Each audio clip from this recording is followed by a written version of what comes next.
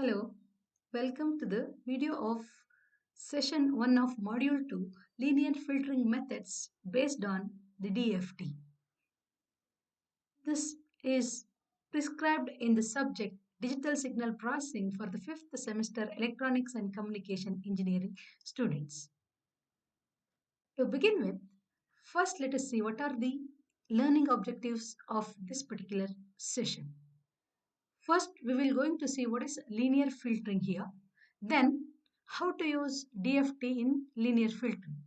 Then, we're going to see some of the differences between linear convolution and circular convolution. At the end of this session, we're going to learn how to compute circular convolution using linear convolution. To begin with, use of the DFT in linear filtering, first let us consider an LTI system with the system impulse response h of n to which we are giving the input x of n.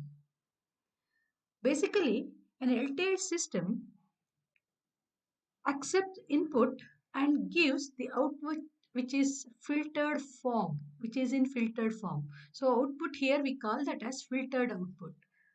So that filtered output is nothing but convolved output of the incoming signal with the system's impulse response.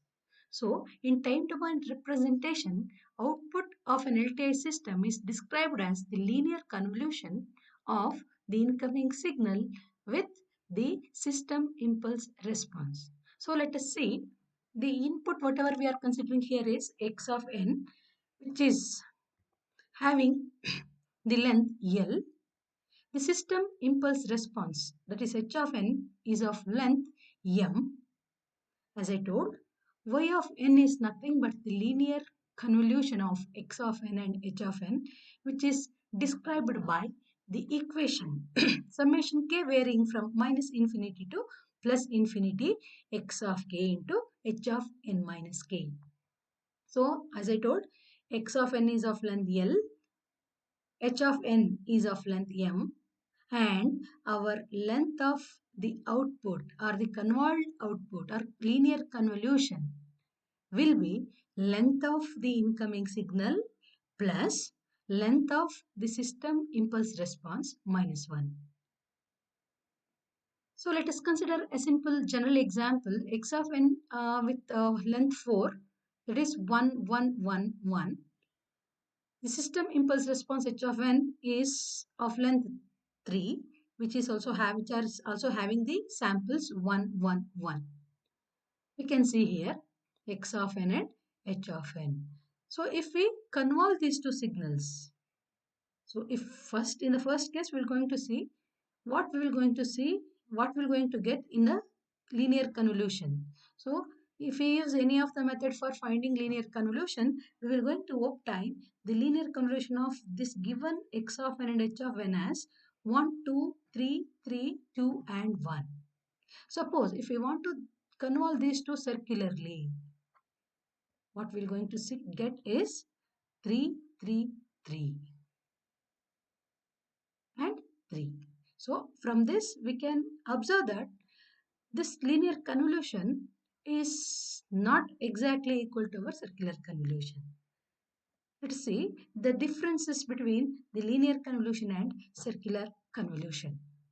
So what we got from the given inputs, that is x of n is 1 1 1 1 and the h of n is 1 1 1. So length of x of n is 4, length of h of n is 3. So our length of linear convoluted output, that is y of n is 4 plus 3, that is 7 minus 1 6. So which is having 6 samples. So because of the convolution of x of n and h of n, we've obtained these values 1, 2, 3, 3, 2 and 1. And observe, if we convolve these same sequences x of n and h of n, we obtain the circularly convoluted output as 3, 3, 3, 3.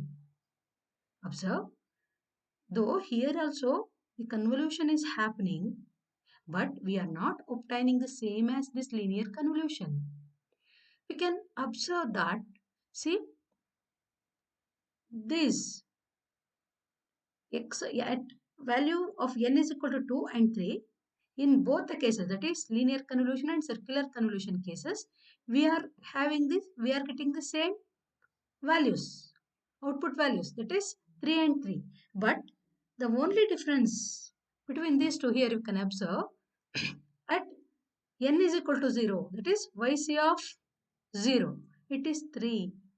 We obtain this 3, that is because of the aliasing effect which is happening between these two. So the value of the x of n, sorry, y of n at n is equal to 0, which is getting added with the value of y of n at n is equal to 4. You can observe here yc of 0 is because of the aliasing effect, where our 0th and 4th samples are getting added. We can observe here 0th sample value is 1 and 4th sample value is 2. 1 plus 2 is 3. That is what we are getting here. Similarly, yc of 1, this is nothing but the aliased value, added value of y of n at n is equal to 1 and at n is equal to 5. So, our yc of 1, 2 plus 1, again it is 3. So, what we are getting? The circular convolution as it is 3, 3, 3 and 3. To get the circular convolution using linear convolution, we can make some changes in the incoming samples itself. How we have to do is, for proper convolution, what we have to do is we have to make the length of both the sequences, that is x of n as well as h of n, to be equal. Making length of both the sequence which is equal is nothing but not padding zeros to one of the sequence which is having lesser number of samples. It's not so. Instead, how we have to pad the zeros is, first we need to consider, as I told, the output of an LTI system is linear convolution. So linearly convolved output will be having the length which is equal to length of the incoming signal plus length of the impulse response minus 1. So obviously we can say L plus M minus 1. Here we have considered, instead of M we have considered P. Our length of output is N plus N plus P minus 1.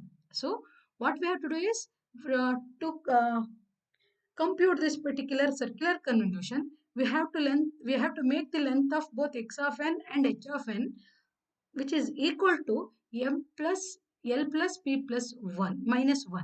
So for L samples of x of n, we have to add m minus 1 zeros, and for h of n, for the P samples, we have to add L minus 1 number of 0 to make length of both the sequence to be equal, so that we can find the same endpoint DFT. And then if we multiply these two sequences which is in the frequency domain, then if we take that in inverse DFT, we obtain circular convolution here. So let us get understand this better just by considering an illustrative example. Okay, this illustrative example is conveying us to perform the linear convolution and circular convolution of the sequences x of n is equal to 1, 2, 3, 1 and h of n is equal to 1, 1, 1, and perform linear convolution by circular convolution. And we can observe from the given values, length of x of n is 4, that is L is equal to 4. Length of h of n is 3. And length of h of n is 3. And length of the convolved output is obviously, which is length of x of n plus length of h of n minus 1. So L plus M minus 1, that is 4 plus 3 minus 1 is 6. Now, let us find out linear convolution of these two, that is x of n and h of n. So, our linear convolution YL of n is nothing but convolution of x of n with h of n, which is given by summation k varying from 0 to infinity x of k into h of n minus k. And circular convolution of x of n and h of n can be obtained by uh, n-point circular convolution of x of n into h of n. So first let us find linear convolution of the two given sequences. So for n is equal to 0, YL of 0 is given by summation k varying from 0 to infinity x of k into h of 0 minus k, that is minus k. So this will be for k value is 0, x of 0 into h of 0, which is 1 into 1 is equal to 1.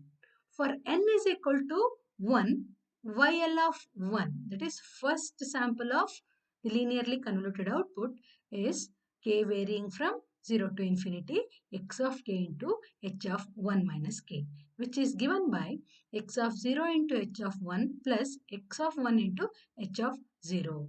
So, if you substitute the values of these 1 into 1 plus 2 into 1, which is given by 1 plus 2 is equal to 3. Similarly, for n is equal to 2, YL of 2 will be equal to summation k varying from infinity 0 to infinity x of k into h of 2 minus k. So, this will, if we expand this, we get x of 0 into h of 2 plus x of 1 into h of 1 plus x of 2 into h of 0. So, if we substitute the values of these samples, we obtain 1 into 1 plus 2 into 1 plus 3 into 1, which is 6. Similarly, for n is equal to 3, this third sample of the linearly convoluted output is given by summation k varying from 0 to infinity x of k into h of 3 minus k. So, if we expand this, if we expand and substitute the values, we obtain YL of 3 as 6. Similarly, for n is equal to 4, if we get YL of 4 as summation k varying from 0 to infinity x of k into h of 4 minus k. If we substitute the values, the given values, we get it as 4.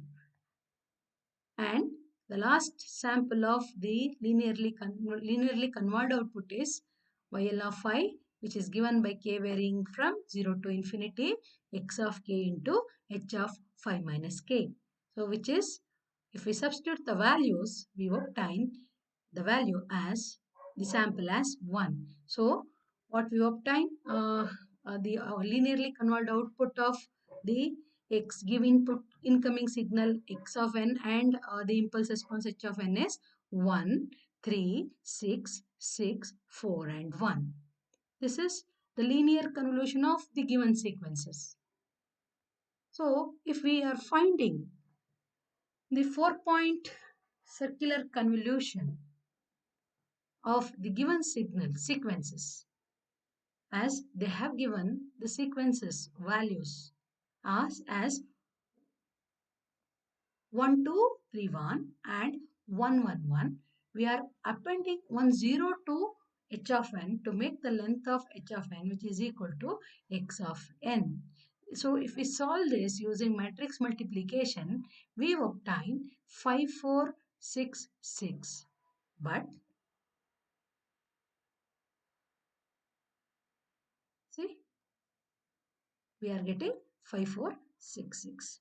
But what we got for linear convolution output, it is 1 3 6 6 4 1. Here these values are 5 4 6 6.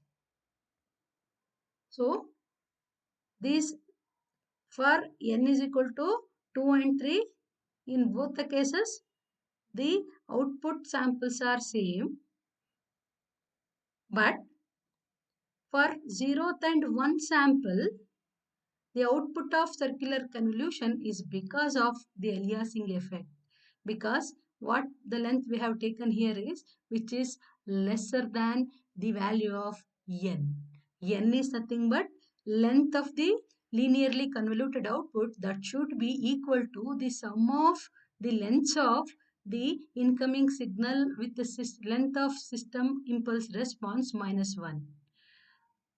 According to that, from this equation, the value of n should be 4 plus 3, that is 7 minus 1. So that should be minimum 6 or greater than 6. As it is lesser than 6, because the length of this x of n as well as h of n is lesser than 6, this aliasing effect is happening.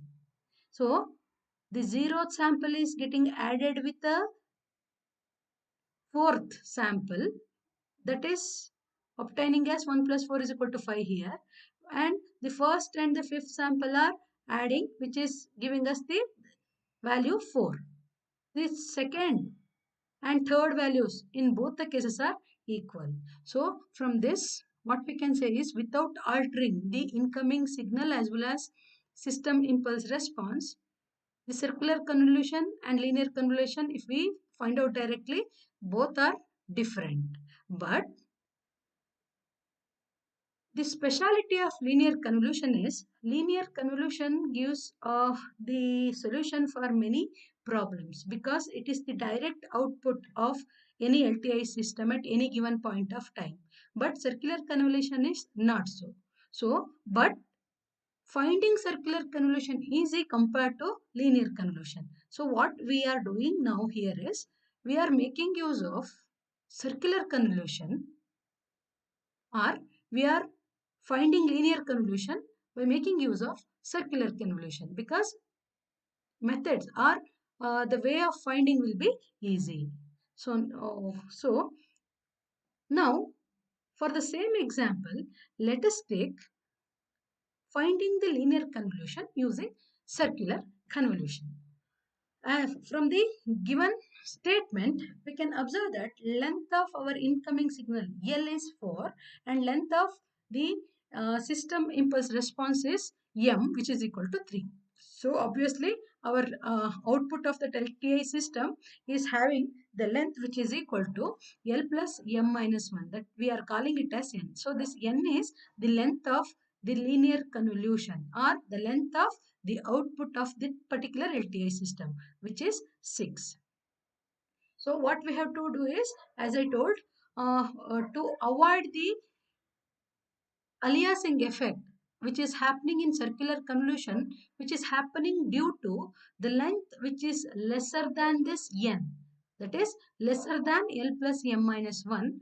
What we have to do is, we have to make length of both incoming sample as well as impulse response to be equal, and they should be equal to the length of the output, or to the length of the linear convolution output. So we are making length of x of n which is equal to 6 just by appending 2 zeros here, and we are making the length of the impulse response h of n to be 6 by appending 3 zeros at the end along with m samples. So now let us perform 6-point circular convolution of our x of n and h of n. So to perform this, we have to first generate the matrix, square matrix of x of n, and we have to multiply that with the column matrix h of n. We obtain the circular convolution. So the circular convolution will be 1, 3, 6, 6 and 4, 1. So in this we can observe our AYL of n. So here, though we are doing circular convolution, we are getting the output which is exactly equal to the linear convolution output of that particular LTI system. So now let us take one more example to get understand in better way. Okay, so in this particular example, the statement what they have given is, a discrete time LTI system has impulse response h of n is equal to 2 into delta of n minus delta of n minus 1, and x of n is equal to delta of n plus 3 into delta of n minus 1 plus 2 into delta of n minus 2 minus delta of n minus 3 plus delta of n minus 5. And they have asked us to find linear convolution by circular convolution. So first what we have to do is we have to take the input or incoming signal, which is x of n, which is given by delta of n plus 3 into delta of n minus 1 plus 2 into delta of n minus 2 minus delta of n minus 3 plus delta of n minus 5. So from this we can take the coefficients here, which are the samples of our incoming signal, that is 1, 3, 2, minus 1 and plus 1. So we can, from this we can say the length of the incoming sample or signal is 5, that is L is equal to 5. Next, the given impulse response, LTI system's impulse response, that is h of n is equal to delta of n minus delta of n minus 1. So the coefficients, whatever we are going to take h of n is 2 minus 1. So there are two samples here. The value of m is equal to 2. So what we know, output is having the length, that is linear convolution of the LTI system has the length which is equal to length of incoming signal x of n, that is L, plus length of impulse response, that is m minus 1. So our L plus m minus 1 is having 6. So what we need to do, as we observed, length of the given x of n as well as given h of n are different. We have to make length of x of n as well as length of h of n to be equal, and they should be equal to the length of the final output. So length of the final output is, what we need to get is 6. Hence what we are doing is we are making length of x of n as 6. They have given length 5. So to make the length is equal to 6, we are appending 1 0. Similarly, to make the length of impulse response h of n to be equal to 6, we are appending the number of samples that makes the length of h of n to be 6. So they have given only 2 sample sequence, that is 2 minus 1. We are appending 4 more zeros to the impulse response just to make the length of h of n, which is equal to n, that is L plus m minus 1. So after this, what we need to do is we have to perform a circular convolution, 6-point circular convolution of y x of n into h of n. As both are, the length of both the sequences are equal, the output whatever we will going to get will be the linearly convoluted output. So if first we have to generate the square matrix of this x of n, to this we have to multiply the column matrix of h of n. So we obtain YL of n. So the output of this particular, that is linear convolution output of the given example using circular convolution is 2, 5, 1, minus 4, 3 and minus 1.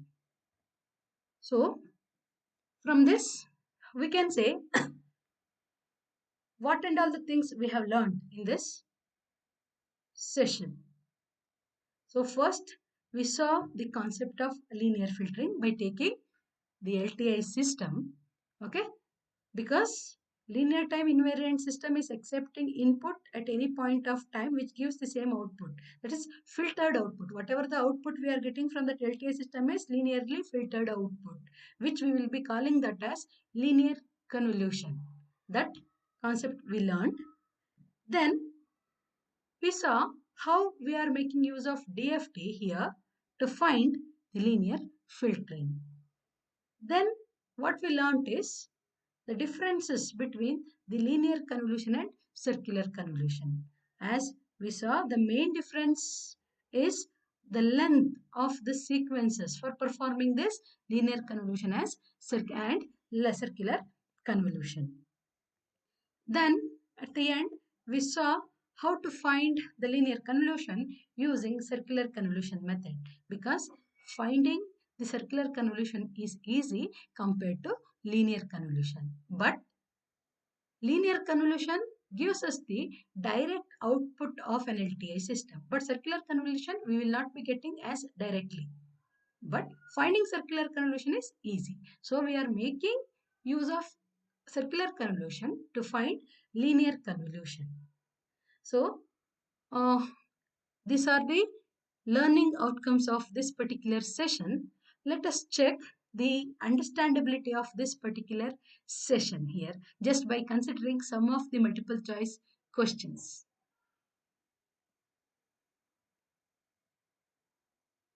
First one, for considering the product of two DFTs is equivalent to the dash of the corresponding time domain sequences. So here are the options. Linear convolution. Is it circular convolution? Is it autocorrelation or cross correlation? What they have asked is product of two DFTs is equivalent to the dash of the corresponding time domain sequence. So in time domain sequence but product of TFTs is nothing but that is in frequency domain. So here is linear convolution or circular convolution or autocorrelation or cross correlation. Which is the answer? Which is circular convolution. Okay. So what happens if we are considering two samples x1 of n and x1, x2 of n? If we take DFTs, we obtain x1 of k and x2 of k. So if we multiply x1 of k and x2 of k, that is x1 of k into x2 of k, and if we multiply and then take IDFT, that will be same as the circular convolution of those two sequences x1 of n and x2 of n in time domain. So this is about the first question. So now let us go for the second. Here it is. Which of the following is the output of LTI system? Let's see the options. Options given are linear convolution, circular convolution, autocorrelation, or cross correlation. So let us see which of the following is the output of the LTI system. So while discussing, we consider in the beginning itself input to any linear time invariant system acts upon the system impulse response to obtain the filtered output. That filtered output can be represented in time domain in the form of linear convolution. We are going to call the output of a linear time invariant system in time domain as linear convolution. So the answer is linear convolution. Okay, and for better understandability, the circular convolution we will not going to get output from any of the sources. Instead, this is a method of finding convolution in the easiest manner we can say. Autocorrelation is not at all this one. This is the method of correlating the signal with itself.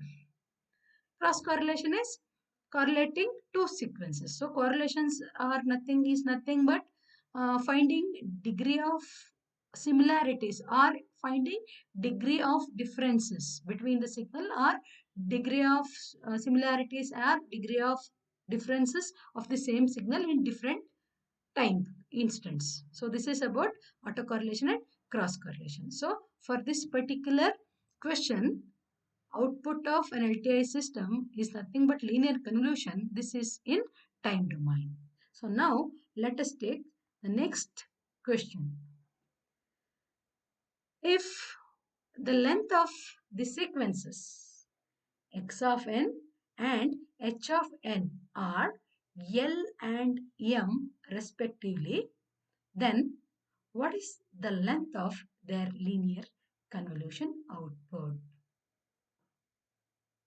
Let us see the options. Is that L plus M minus 1, L plus M, or is it L minus M minus 1 or L plus M plus 1? Which is the answer? Which is the answer? Is it L plus M minus 1 or L plus M or L minus M minus 1 or L plus M plus 1? While discussing in the beginning itself, we considered output of an LTI system. If we consider in time domain, output will be linearly convolved output, or it is filtered output. So one way of representing is linear convolution in time domain. One way of representing in Z domain is transfer function. The transfer function, we will be calling that as h of z in Z domain.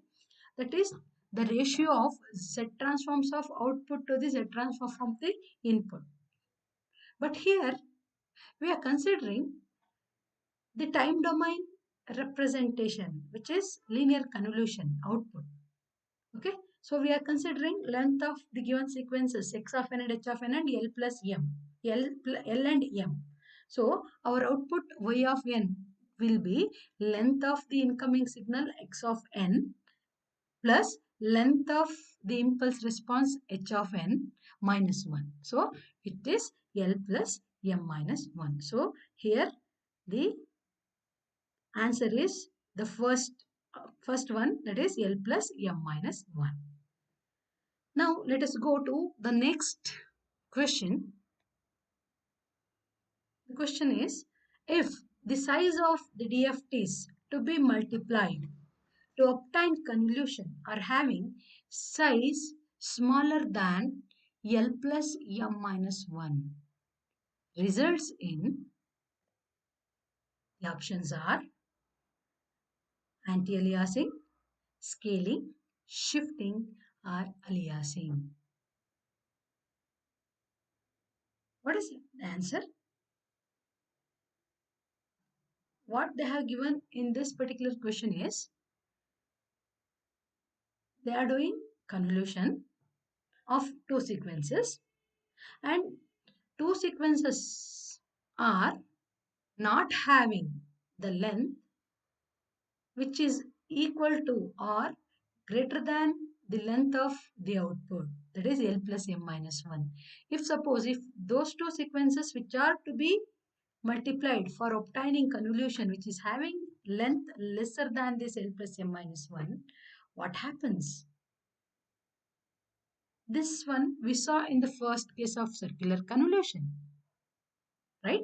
Hope you remember this. Aliasing happens. Because of that, the value of circular convolution will be different or is quite having different value than linear convolution. So the answer for this particular question, size of DFTs to be multiplied to obtain convolution are having size smaller than L plus m minus 1, results in aliasing. So the option D is the answer for this particular question. Now let us take the fifth question. To perform linear convolution, length of both the sequences must be equal. The choices, options are true or false. Carefully observe the question. They have given, for performing linear convolution, obviously there should be minimum two sequences for convolution operation, either for linear or circular. We have to have two sequences. Here in this case, what they have given is length of both the sequences must be equal. Is it true or false? For performing linear convolution, both the sequences are need not be same. So the answer is false. But for finding linear convolution using circular convolution, both may be different, but we have to make the alteration. Without that, this linear convolution, any length sequences can be convolved. This is the answer. So now let us go for the next question. See here. To perform circular convolution, length of both the sequences must be equal. Again, the options true or false. So in case of linear convolution, we considered or we saw length of both sequences need not be same. But length of both the sequences should be equal for finding circular convolution. So this in this case, the answer is option A, which is true. Now let us go to the seventh example. They have given if length of x of n is 4 and length of h of n is 3, then length of yl of n is equal to x of n convolved with h of n is. The options they given are, is it 7, 6, 8 or 5? So from this, what we can see? Length of x of n is 4, length of h of n is 3. And they have asked us to find the length of linearly convolved output of the given sequences x of n and h of n.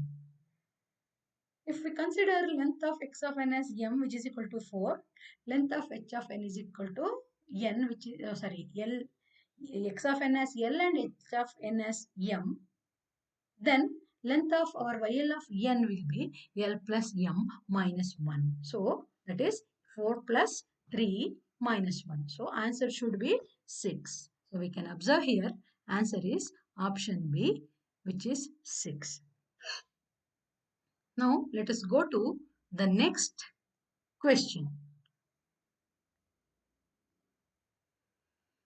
Here it is. To compute linear convolution by circular convolution, length of both the sequences are made equal by appending zeros to the sequence having lesser samples. Options are true or false. Carefully observe here. To compute linear convolution by circular convolution, length of both the sequences are made equal by appending zeros to the sequence having lesser sample. Is it true? No. Answer is false. Why it is false?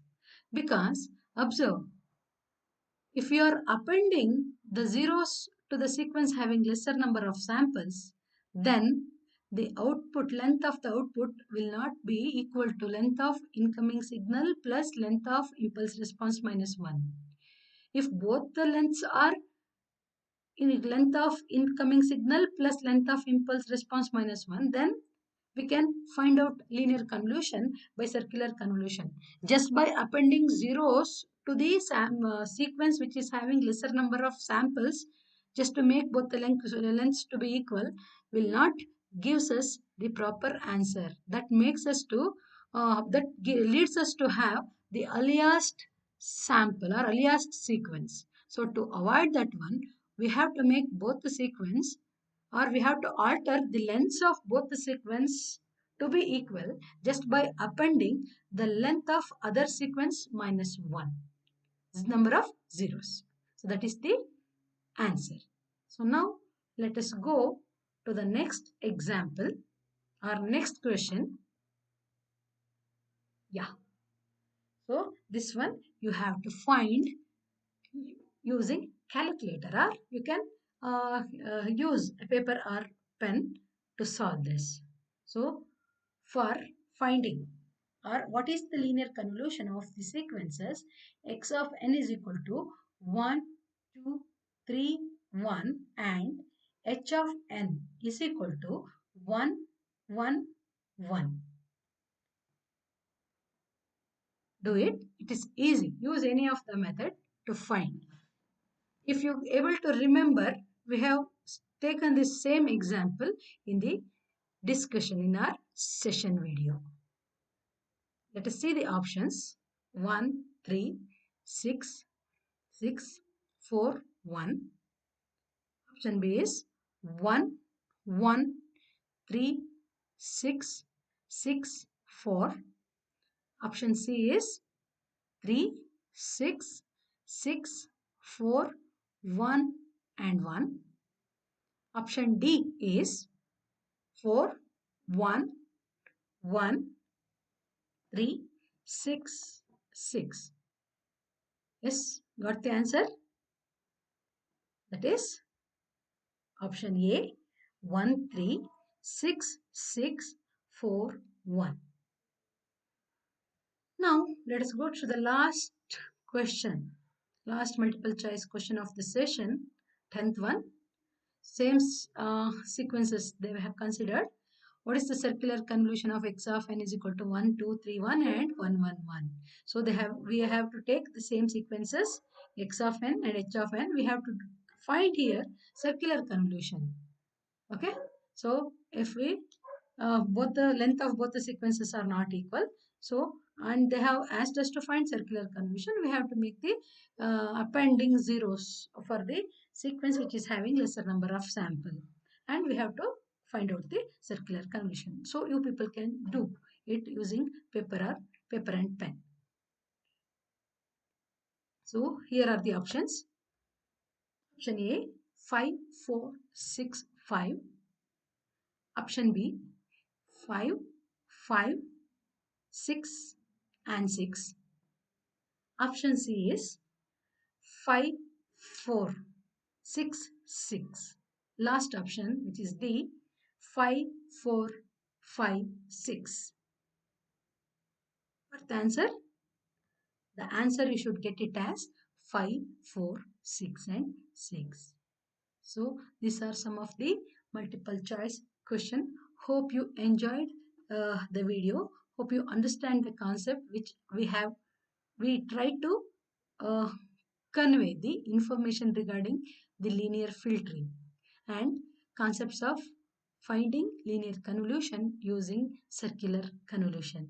For more details, you can refer to this references, the book by Prokes and Monolokis, Digital Signal Processing, Principles, Algorithms and Application, or the book by Li Tan and Jin Jiang, Digital Signal Processing, Fundamentals and Applications, and we have taken the reference of the book written by Mr. Uday Kumar S. in the book Digital Signal Processing. Thank you. Thank you all.